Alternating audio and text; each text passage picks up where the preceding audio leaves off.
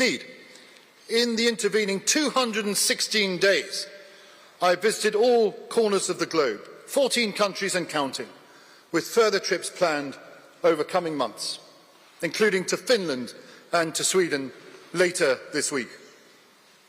Wherever I have been as the United Kingdom's ambassador for financial, professional, legal and maritime services, I have been ably supported here and warmly welcomed there by your colleagues and compatriots. Tonight is our opportunity to repay, in a small way, the kindness and generous hospitality your home countries have shown to me during the course of my travels. And importantly, to thank all of you for the individual and invaluable work you do to foster relations between our nations. Here in London, we are a city that is steeped in history and tradition. Yes, it's true. But it's one that also has its sights set firmly on the future, something I demonstrated at the launch of London Tech Week on Monday.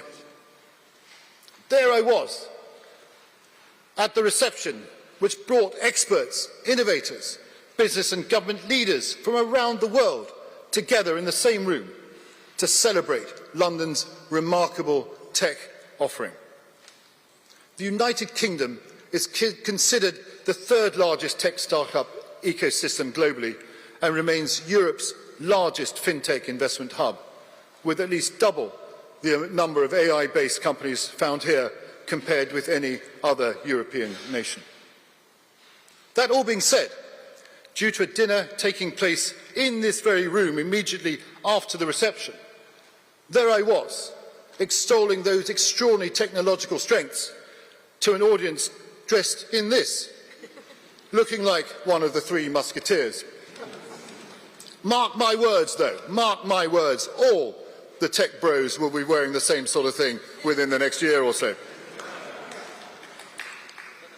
My message during the course of my mayoralty is a very simple one. The United Kingdom is a world-class legal and a regulatory framework. It's got talented workforce, a lingua franca that connects the business world, and a working day that overlaps with a staggering 99% of global business activity. It is for us, though, now to take advantage of the opportunities that are in front of us. And that means realigning our attitude to risk and reviving our animal spirits. It means constantly asking ourselves whether we are going far enough and whether we are going fast enough. More than anything, it means relentlessly reaching out to the world, to you, our partners in business, science, art, innovation, and much more besides, to build alliances and to solve problems. Now, we Brits are traditionally a self-effacing bunch, but during my overseas visits, one message has consistently come across loud and clear: that the United Kingdom continues to be a safe and reliable place to do business. Our policy chair, Chris Hayward, also hears this. There are very few places in the world in 2025 where you can obtain high single-figure or low double-figure internal rates of returns on a sustainable basis with good rule of law in a safe political environment. The United Kingdom is one of those places. Yet I've also heard on those trips abroad that what sometimes holds back investment into the United Kingdom is the lack of domestic lead investors in size to help navigate the system. It is one of the reasons why, as part of my mayoral theme, Growth Unleashed, we have launched the Mansion House Accord, building on the remarkable work of one of my predecessors, Sir Nicholas Lyons. The Mansion House Accord is an industry-led commitment from 17 of the largest workplace pension providers, representing 90% of the active defined contribution default universe, to allocate 10% of investment funds into alternative assets by the year 2030. It is a landmark agreement that could unlock up to £100 billion of investment for infrastructure projects and for high-growth businesses, with half of that invested here in the United Kingdom and the other half invested around the world. The Mansion House Accord offers a huge opportunity for your sovereign wealth funds, for your institutional investors, to co-invest with these 17 signatories. Investors in your countries who are not only eager to have a stake in the United Kingdom's long-term, stable, high-potential sectors from clean energy, life sciences and biotech, but who now also have a platform through which they can go hunting around the world, together with these 17 funds, in search of exciting investment opportunities. Importantly, we view the Mansion House Accord as a foundation and not as a finish line, and we are working on ways to make it self-sustaining. As Lord Mayor, it is my role to be the cheerleader-in-chief for the United Kingdom's entire financial, professional, legal and maritime services sector, wherever in the United Kingdom those services are rendered. So it will not surprise you to hear me say that we have, right here across these aisles, an extraordinary offering for investors. Something we're excitedly showcasing is the upcoming Scottish Investment Summit taking place in Edinburgh Castle in October, where I'm delighted to be the co-host and instigator of this collaboration between the City of London Corporation and Scottish Financial Enterprise. The father of economics and free trade, and a proud fellow Scot to boot, Adam Smith, said, "Every man lives by exchanging." Yet I would go further. The United Kingdom thrives by exchanging. From our exchanges in trade, where we now have 39 active trade agreements in place with 74 partners across the globe, not including the 3 new agreements His Majesty's Government negotiated last month with India, the United States, as well as with the European Union. From our exchanges of people, with London benefiting immeasurably as a city that is home to more diaspora groups than any other place on the planet. From our exchanges in defence and security, as an example of which, the Lady Mayoress, an active serving British Army reservist, recently visited the British Army training Ukrainian troops for the front line at a base here in Britain. To our exchanges in knowledge and ideas. British universities have educated a remarkable 58 serving world leaders, more than a quarter of the presidents and prime ministers in office today, most of whom have now paid back their student loans. At a time when others around the world begin to turn inwards, we will continuously seek to look outwards to pursue these exchanges in a spirit of fairness, goodwill and mutual respect.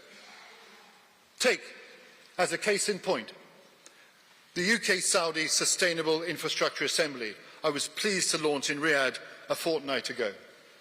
A partnership between the City of London Corporation, the Department of Business and Trade, and Saudi Arabia's Ministry of Investment, based on the exchanging of expertise and the unlocking of commercial opportunities. It is win-win. British firms gain exposure to high-profile Saudi infrastructure projects, while Saudi stakeholders benefit from the sort of know-how on structuring and financing sustainable projects that comes from working with the world leader in green finance and risk management, lowering the cost of capital for those projects. For thousands of years, cross-border partnerships have built on such trades. They drive growth, nurture jobs, lift people out of poverty, and remain the surest way to protect peace. My assurance to you all here tonight is this. Through our position on every major multinational organisation, including the United Nations Security Council, NATO, the Commonwealth, the Council of Europe, the G7 and the G20, the United Kingdom will always be the strongest champion for open, fair, rules-based trade. A safe, reliable and neutral place to do business, a bastion of the rule of law, and a nation that cherishes its partnerships and understands the importance of working together. Indeed, as I keep telling our partners, if you want to insure against the unexpected, do it in London. If you want to raise debt or raise equity, do it in London. If you want to fall out with your partners, sue them in London. You are about to hear in a few minutes from my friend, the Foreign Secretary, David Lammy. Now, the Foreign Secretary and I share the same affliction. A passion, utter passion, for the perennial underachiever, Tottenham Hotspur. We recently bucked a 17-year-old habit of disappointment and near misses to get our hands on a trophy at last. My friends, miracles really do happen. Foreign Secretary, from one sufferer to another, congratulations, a rare moment of joy. Congratulations, fantastic.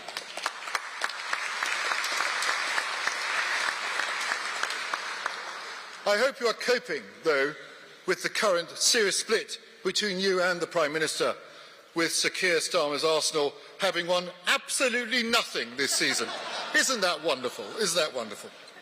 Friends, in these uncertain, fragmented times, London has the potential to be the independent capital of the world. A remarkable franchise to have. It is for us now to seize that opportunity. Thank you very much.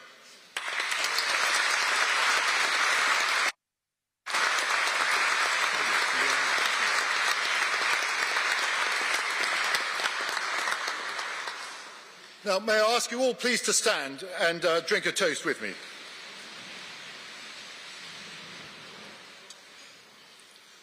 The toast is, ambassadors, high commissioners and other representatives of foreign and Commonwealth governments. Ambassadors and high commissioners. High commissioners. Fantastic.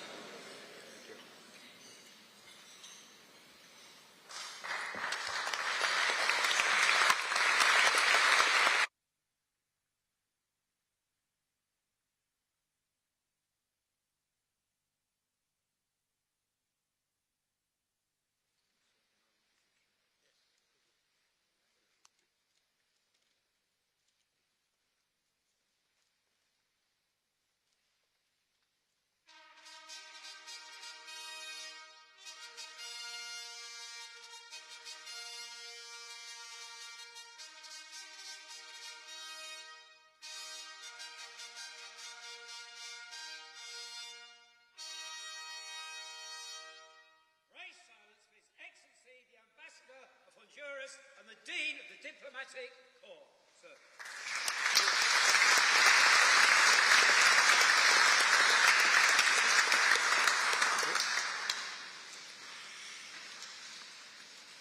Lord Mayor, and Lady Mayors, Excellencies, Secretary of State, Alderman, Sheriff, Chief Commodore, ladies and gentlemen, my Lord, may I say today is a great day. Fantastic. And I can tell you, in behalf of all Diplomat Corps here, we are happy to live here in this wonderful country. Lord Mayor, you are the 696th Lord Mayor of the city. I have continued to promote commerce, investment, and overall long-lasting friendship between our people and nation. I seen tonight my fellow Excellency will want to join me in thanking the Lord Mayor and Lady Mayoress, as well as the City of London Corporation for hosting this event, and for the Foreign Secretary for his presence and the speech, which we very much look forward to do.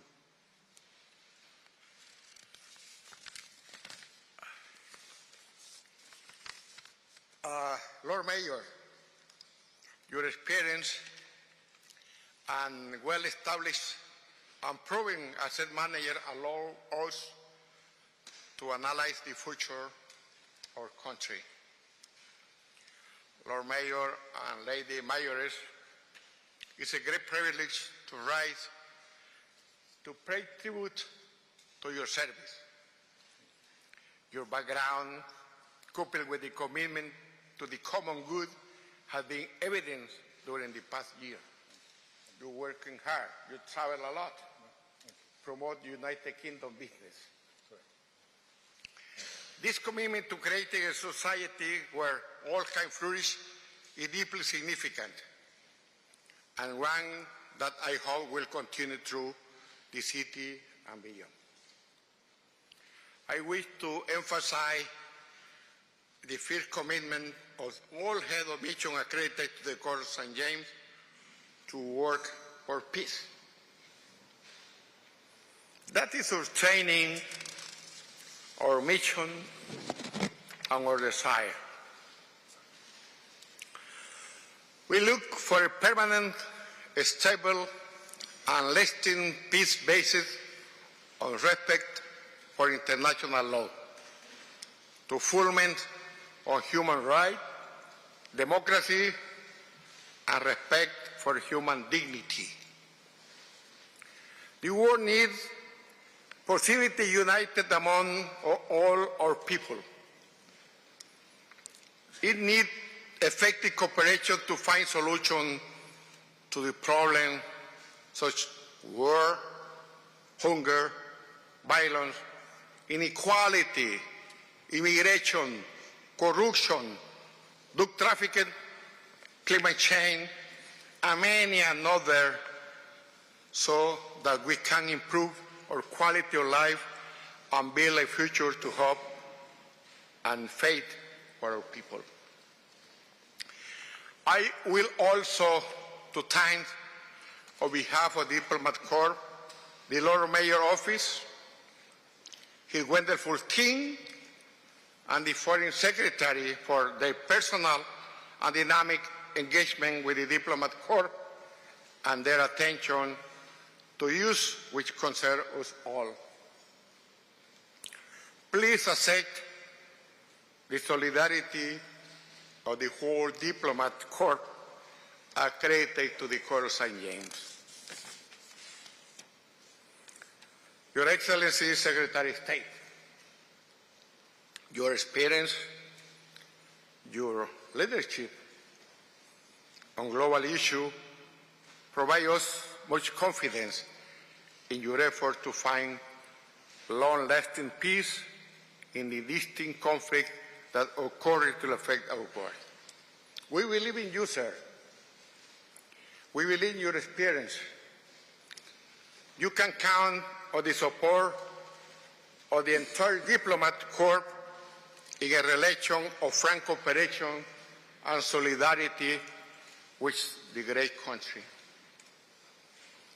Today, more than ever, we must work together and make the hope of millions of human beings who wish to live in peace and in war shared by all a reality. We are at your service, sir. We need to working together.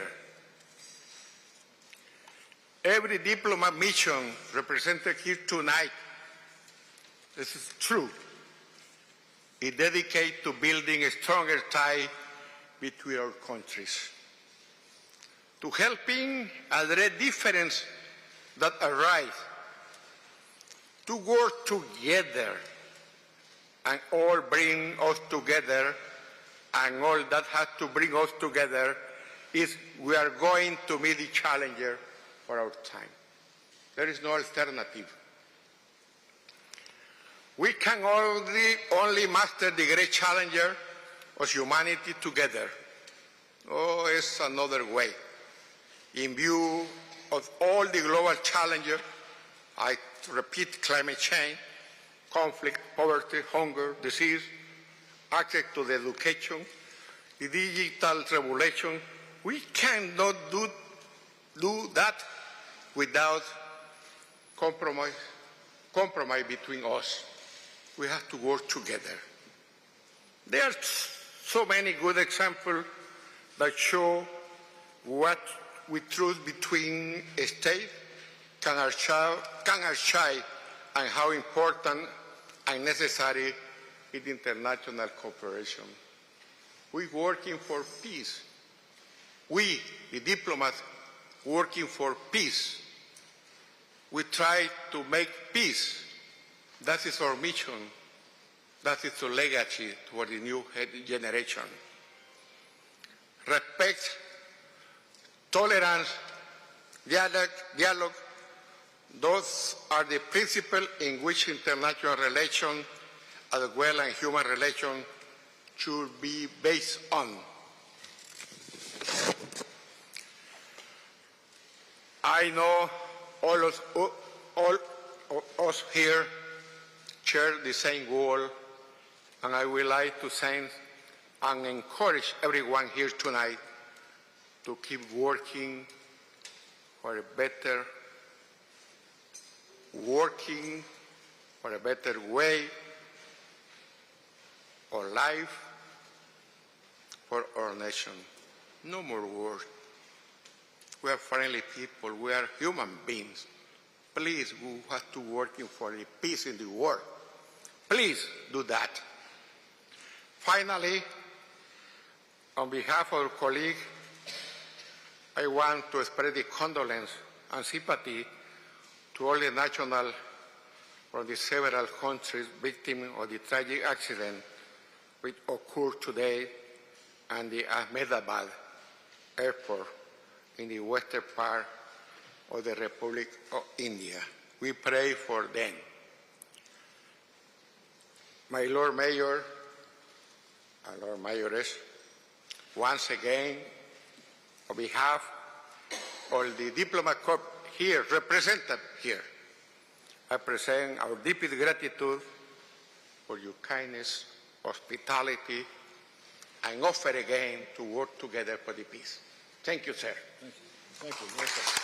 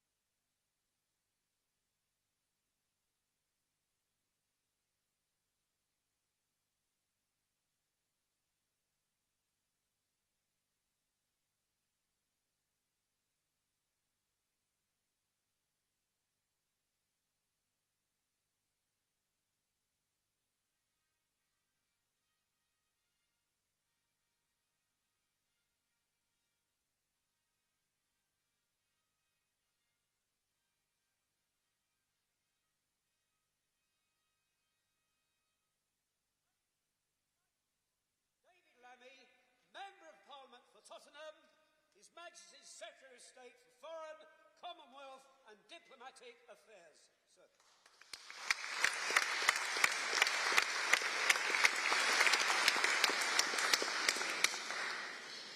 Well, my Lord Mayor, Your Excellencies, ladies and gentlemen, thank you so much for hosting me today, can I also begin by expressing my thoughts, being with all those affected by the tragic plane crash in India this morning. I've of course been in touch with Foreign Minister Jaishankar to offer my condolences, and the Foreign Office has stood up a crisis team to support British nationals and their families. Tonight, I want to speak about power. This is an audience which will understand that, because the city's financial power scales up every innovation that we can think of and powers up the world economy. And I thank you for all that you do. My father arrived in this country, part of the great Windrush generation, in 1956. 44 years later, I became the MP for Tottenham. 25 years ago, next week. I'll be honest with you, I didn't feel that powerful for many of those years. It was a long wait to become Foreign Secretary, though not as long as the wait for Tottenham Hotspur to win the European trophy. You'll understand that politics and supporting the British Labour Party does pay off eventually. I also want to thank the tens of thousands of diplomats, intelligence officers, development specialists that stand up for Britain in the world. Together, you've tackled wars, evacuations, hurricanes, and thanks to your work, much of it classified, we are all safer, even if your Foreign Secretary is now a little greyer, a little thinner, and I hope a little wiser in this role. Or as one newspaper put it, he begun as Denzel Washington, now he looks more like Morgan Freeman. We do our work, don't we, in the shadow of history. Coming here tonight, I think of Anthony Eden, one of the first foreign secretaries to speak in this tradition. But I do not think this is the new 1930s. The more compelling reference point is 1925. A century ago, our world was experiencing what the great historian Adam Tooze called a deluge of modernity. New technologies, new industries shifted the balance of power. There is a cheap reading of the 1920s that the Second World War was inevitable. However, I'm not sure it was. With the Locarno treaties in 1925, we almost got there. Ultimately, though, democracy failed to keep the peace. I look back at 1925 today because 2025 is also a molten moment when the earth moves. And what we're living through is in fact a great remaking as modernity leaps forward and reshapes geopolitics. In 2025, it is technology that is the power. Nowhere, of course, do we see this more clearly than with China, a great civilization with a long history, but today defined as much by their technological cutting edge as anything else. Take DeepSeek, revealing Chinese AI power, BYD's export boom, revealing Chinese battery power, and the Chang'e 6 moon landing, revealing Chinese space power. We cannot ignore how the West and Russia are no longer alone on the technological frontier. Nor can we ignore the fact that China has installed more renewable capacity than the United States, the European Union and India combined. Britain will be dealing with the opportunities and the threats that Chinese technology poses for generations to come. But it is the United States, Britain's closest ally, that is the world's leading technological power, number one when it comes to biotech, AI and quantum. But facing such a vast challenge, it is natural that the Americans will focus more on the Indo-Pacific. And they've repeatedly told us, facing Russia, we in Europe need to rely more on ourselves. But to quote my friend, Vice President Vance, it's completely ridiculous to think you're ever going to be able to drive a wedge between the United States and Europe. I agree with J.D. Vance, though maybe not when it comes to his love of Mountain Dew. I prefer a full-fat Coke. The United States and China are doing remarkable things with new technology. But this is the truth about power today. Technology is making it more diffuse. Power is not just in the hands of the superstates, nor the super spoiler, Putin's Russia. Many powers are shaping this multipolar age. Since 2000, Britain has had more Nobel laureates for science than China, India and Russia combined. South Korea makes more advanced semiconductors than China. The UAE has reached Mars, whilst Russia hasn't been since the collapse of the USSR. In 1997, when my party last came to power, the United States held the majority of the world's top supercomputers. Today, barely a third. The cast list of players is growing. When the US talks to Russia, they both head to Riyadh.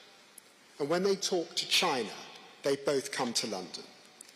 This large group of states together are the new great powers. This is our age. Your Excellencies, that's why I want to work even more closely with even more of you. Some as allies, some as partners. Some of you on everything, some of you on single issues. We're not all the same, of course. We do not agree on everything. But together we can build new constellations and coalitions which give us all a seat at the table. This is at the heart of our offer to the Global South and our new approach also to the continent of Africa. It is the core of what I mean by progressive realism. Cooperation, not condescension. Listening, not lectures. A real politic of progress. For Britain, progressive realism means listening, deepening and toughening up. For years, friends from Africa to Eastern Europe have been saying Britain needs to do more to tackle dirty money. Kleptocrats and many money launderers rob all our citizens of wealth and security. We don't need to wait for superpowers. We can clamp down on blatant theft ourselves. And so I can announce today that London will host a Countering Illicit Finance Summit, bringing together a broad coalition for action. I will never allow London mansions to be the Bitcoin of kleptocrats. We will expose them, we will punish them, and will drive them out of our city. In the Middle East, I personally find the horrific suffering of civilians in Gaza intolerable. We all want to see an immediate ceasefire, the release of all of the hostages, the end of Hamas's reign of terror, and that's why Britain is leading efforts to break the deadlock through new coalitions. And I can hear others' desire for peace. With France and Canada, we sent a clear warning in May that Israel must stop its assault on Gaza. With Australia, with Canada, with Norway and New Zealand, we've sanctioned those inciting violence against Palestinians in the West Bank. The territory that must form the heart of a future Palestinian state. We support the Gulf's indispensable work on mediation and a plan for the day after, because the two-state solution is the only path to a lasting peace. But progressive realism is not only about listening, but deepening Britain's alliances and partnerships. We've delivered 3 deals in 2 weeks with 3 of the world's greatest economies. And that's not all we've achieved. We're injecting real momentum into so many of Britain's partnerships. We're delivering deals for climate, launching the Global Clean Power Alliance in Brazil, partnering with my friend Mia Motley's Bridgetown initiative, securing a climate tech partnership with Qatar, jobs in Cambridge, jobs in Southampton. We're delivering deals for defence, the ITAR breakthrough with our AUKUS partners, progress in our new fighter jet programme with Italy and Japan, jobs in Glasgow, jobs in Reading. We're delivering deals for growth, massive investments from America's Universal, Japan's car giants, German manufacturers, Saudi investors, jobs in Bedford, jobs in North Wales, jobs in Northern Ireland. Crucially, we're also delivering deals on irregular migration, better cooperation with the Balkans, new return agreements with Iraq and Moldova, and the world's first sanctions regime targeting smuggling gangs and their enablers. This is now a priority for the Foreign Office in a way it never was before. This is us playing our part in ensuring those with no right to be here, piling pressure on our public services when partners step up on irregular migration. This is transforming our wider relationship. But if they're unwilling to do so, then that has to have consequences for what we can offer them in return. And finally, progressive realism is about toughening up. I came into politics inspired by that generation who were tested by the war in Bosnia and Kosovo. My generation here in Europe is the Kyiv generation, one that has been toughened up. The view from that night train to visit President Zelensky is not simply out into darkness, but into history in the making. You feel what a journey Europe has been on since 2022. Britain has toughened up. And as Secretary of State for GCHQ and SIS, I'm proud that we are investing £600 million in the UK intelligence community so our spies can defend our way of life. And as a result, I can confirm today that Britain will spend 2.6% of GDP on defence from 2027. This is a generational uplift, keeping working people safe. Our soldiers and our intelligence staff are ready to compete with our adversaries, and with the new counter-hybrid task force I'm announcing today, our diplomats too will be ready for this murky new age of sabotage and subterfuge where technology is power. And we're not alone. Europe has toughened up too, switching to Putin-free energy as the European Union goes further than ever before with common borrowing for military spending. Putin believes that we as Europeans are unable to stick it out for the years to come. But just as Ukraine's heroes have surprised the Kremlin with their endurance, so too has Europe been astounded the Kremlin with our dogged persistence in standing with Zelensky. Today we had confirmation that Russian casualties in this senseless war has reached a staggering 1 million. Everyone is a reminder that this war is not only a crime against the Ukrainian people, but a waste of young Russian lives, yet more blood on the Kremlin's hands. With grit, we will prove Putin wrong. Europe is not afraid to stand up and fight. And this is what we in the Labour Party stand for, why we fly the Ukrainian flag over the Foreign Office, unlike those in Reform, who have taken down the Ukrainian flag in the councils they won in Durham and Kent. That is not patriotism. That is fake patriotism. If Reform ever came to power, the 80 billion in unfunded commitments, and all of you in this room know only too well, it would certainly crash the pound. 2025 demands real politic and responsibility, not pessimism and recklessness. Our plan for change, our international strategy is delivering for working people. I can see Britain in the years to come, safer, greener, richer, happier, if we stick to the plan. For me, patriotism has always been about realism and, of course, about football. Taking the world as it is, not as we wish it to be.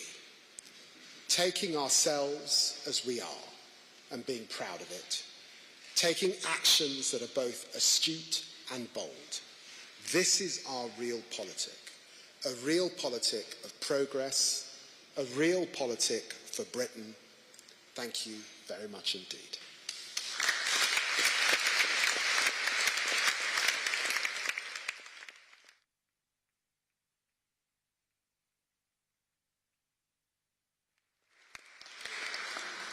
Can I ask you now to stand as I propose a toast to the Lord Mayor and Lady Mayoress.